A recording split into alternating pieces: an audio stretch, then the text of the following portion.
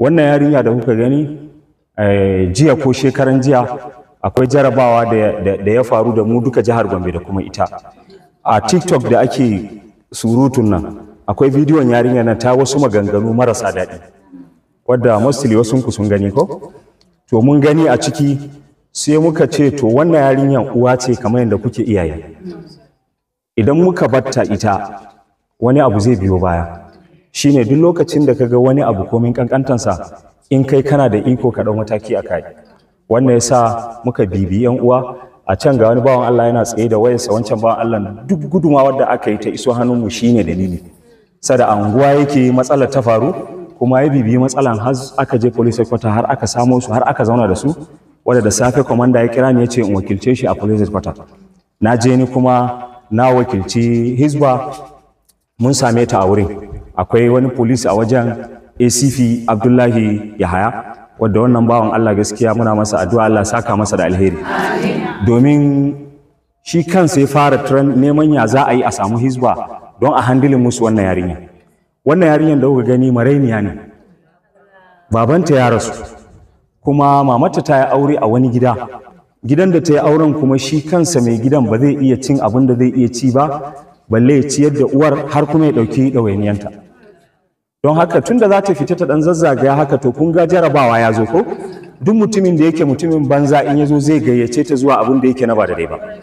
Na tabbata yadda take uwa kaman ku ne haka take ita ma. To amma ɗaukanta da aka yi aka shigar da ita cikin wani abin da yake ba da dai ba shi ya haifar da ita zuwa wannan halin da take ciki. To wannan yasa muka je mu ofis sannan kuma muka ɗauko ta muka yi rubutu a wajen muka karɓe ta muka da ita wurinmu.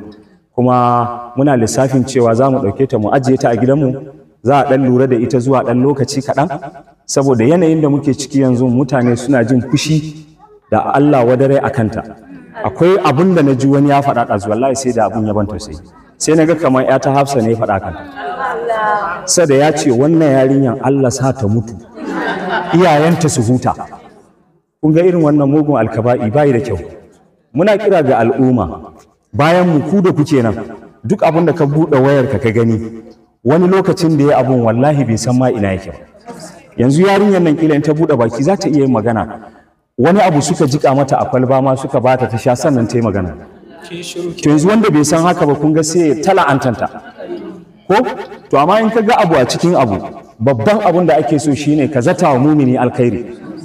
In ka zata wa mumini alkhairi in wani kuskure ne ya fito a gare shi to kaga kai kan zaton alheri kamar to lokacin da kuskuren sa yazo zaka iya haƙuri amma in ka masa abun da yake mugun alkaba'i to daga baya kuma kuskure yazo ya faru to kaga abun da ake nema ba a samu ba.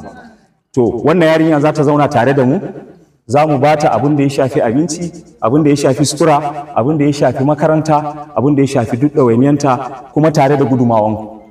Abu na farko shine a nan da muka zauna yanzu daga ni zuwa su wanda suka kawo ta akwai gudumawan da dole yanzu nan za mu yi shi ya zama kowanku ba wadda za mu cirewa sai ya ba da wani gudumawa don taimakon rayuwanta. Abun yau kenan daga nan kuma dukan kunan za mu ɗauki sin sunannakinmu da muka zo nan mitin mu kafa wata gidauniya wanda gidauniyan kullum wata in ya ƙare dukkanmu nan sai mun ba da ko naira ne in kina da naira 20 ko 50 ki je wajen mai ofe ya tura zuwa cikin wannan gidauniya don samar mata da rayuwar da take za ta amfane ta. Kuma za mu sa ta a makaranta za ta ci gaba da karatu a makaranta za mu ɗauki matakanmu wajen lura da ita a makaranta don hana su wa'ancan mitsiyata wajen amfani da yara don zaluntansu. Da yanzu wannan jatumata jiya ta zo tana kuka in baka sani ba yanzu sai ki duba yarinya ka je kai ta faɗan maganganun da suke ba daidai ba a kanta ka la'ance ta kai ta abu kuma alhalin ba daidai ba ne. To wannan shine jarabawan da muke samu a cikin al'ummar mu gaba ɗaya. Yau ga yarinyar nan ya faru ko wacce tana raye gobe kuma wakila wani ne zai yaudari yar da ni na aifa wata ran kuma yarki ne. To in muka sa wannan a zuciyarmu cewa haka ne ko to wallahi al'umma za su gyaru kuma za mu amfani kanmu. Bawan Allah nan gashi a tsaye Allah saka masa abin da ya gagara iyan makansa Allah iyan mar. Yana zaune a anguwansu akwai mutanen da suka ce ina ruwanka da ita ina ruwanka me alakanka da ita danginka ne. To yanzu wanda ya faɗi maganan nan kun ga ba zai iya amfanin al'umma ba ko ko zai amfani al'umma ba zai amfana ba. Yanzu bawan Allah nan da ya maganarsa ne ta kai mu headquarter, maganarsa ne ta kira kwamandan Hisbah aka kira mu muka zo, maganarsa ne ta kawo mu yanzu anan, maganarsa ne sa kuka ji. Yanzu za ku yi addu'a na alheri da fata mai kyau a tattare da ita, kuma wallahi Allah zai karba. Duk abin da kuka yi tunanin cewa yarinyar nan ta zama, wallahi za ta zama, saboda Allah ne ya kawo dalilin a raba ta da wannan fitinan, ya zo ya haɗa mu da ita ko kamar hadisul kudusi da wani bawan Allah mai kisan kai ya kashe ɗaya, ana daga ɗaya biyu uku har ta kai mutum 199, a 99 ya cikata ya gamu da wani malami wanda yake shi kuma malami ne na jigari mun gane, ya gaya masa cewa wani ga abin da na aikata ce ba gafara ta tare da kai. Mun karanta wannan hadisin ko a ƙarshen musa me yayi sai kashe wannan bawan Allah ya cika 100, amma da yaje ya samu mutumin da yake kusa da Allah da manzonsa da tausayin abin da ke faruwa, ya bashi shawarin ka tafi inda mutanen kirki suke, sannan mutanen banza ne suka yi yawa ko da ya tafi me ya faru, ya mutu a tsakani, aka turo mala'iku don ɗaukansa. Me ne ya tsirar da shi shine rinjayen kirjinsa ya rinjayi zuwa ga garin da mutanen kirki suke, a haka aka masa rahama. Mun fahimci wannan? To kun ga ita tana daga cikin mutanen da suke aikata aikin banza, domin ita ma yaudaranta aka yi aka sata. To amma a cikin abun da ya faru da ta yi wannan abun da ya fi muni, kuma Allah ya ɗauko ta ya dada ita cikin mutanen da suke aiki domin Allah da manzonsa. Don haka kowanku ya buɗe zuciyarsa da kyakkyawan zato, ya mata addu'a kaman yana yi wa kansa, kaman yana yi wa ‘yarsa. Mun gane wannan? To idan muka yi haka, wallahi zai yiwu yanzu taruwanmu a nan, daga bawan Allah da ya kawo ta da ni da mu duka, ila tun da muka tashi a rayuwarmu muna aikin alheri, Allah bai karɓa ba sai abin da za mu yi wa yarinyar. Zai yiwu shi zai karɓa, sai ba mu aljanna. Don haka muna fata Allah ya sa mana a mizaninmu na kyawawan ayyuka wani abubuwa da suka faru, kuma muna isar da wannan abu wa jama'ar jihar Gombe gaba ɗaya. Na farko kenan, na biyu da jama'ar Najeriya duka, na ƙarshe ga jama'ar duniya duka, domin abun da ta yi abu ne wanda ta ɗaura ma duniya duka kuma aka gani. Wanda ya mata fatan alkhairi, Allah ya saka maka da alkhairi, domin addu'ar da kai ne ya kawo ta wajenmu.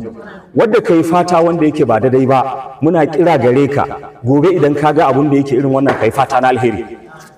Kuma muna kira ga al'umma, wannan abun da ta yi duk wanda ya ji ƙaiƙayi a ransa cewa bata kyauta ba, ya yi haƙuri ya yafe mata, domin idan ya yafe mata shi ma Allah zai yafe masa wani abun da ya gagare shi. Mun fahimci wannan? Sannan kuma ita gata za ta yi magana a madadinta, ita da ta aikata abin da yake ba daidai din ba, ta roƙi afuwar mutanen garin Gombe, ta nemi afuwar mutanen ƙasar nan, ta nemi afuwa na mutanen duniya. Kuma muna fatan gaba ɗaya mutanen duniyan su yi mata afuwa kuma su gafarta mata, domin in suka yi haka shine Allah shi ma zai gafarta musu. Wassalamu alaikum wa rahmatullah. Rundunar Hisbah na Jahar. Kin ji? Bismillah na su. Ki magana. Sunana Aisha. Ki magana. Wannan abun da ya faru ne ranar ne ran Asabar. Yusuf ya zo sai ya saya mun abu, ya ce mun in zo mu je mu yi bidiyo. To ni ban sai na shooting ba, yana gaya mun maganan da ran gaya. Duk maganan da ya gaya sai in ga, na ce mai to zan yi. Sai na yi, ashe yana bidiyo. To shine to sai posting, mutane masu zazzage ni. Har wata kamata ce in ban samu mota ba ran samu ciwo.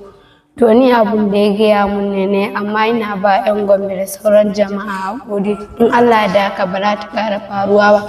Kuma 'yan Hisbah sun ɗauke ni, kuma na amsa alƙawari ba ran ƙara. To alhamdulillah, ya zauna abin ki ko? Wannan bawa a kaninsa ne.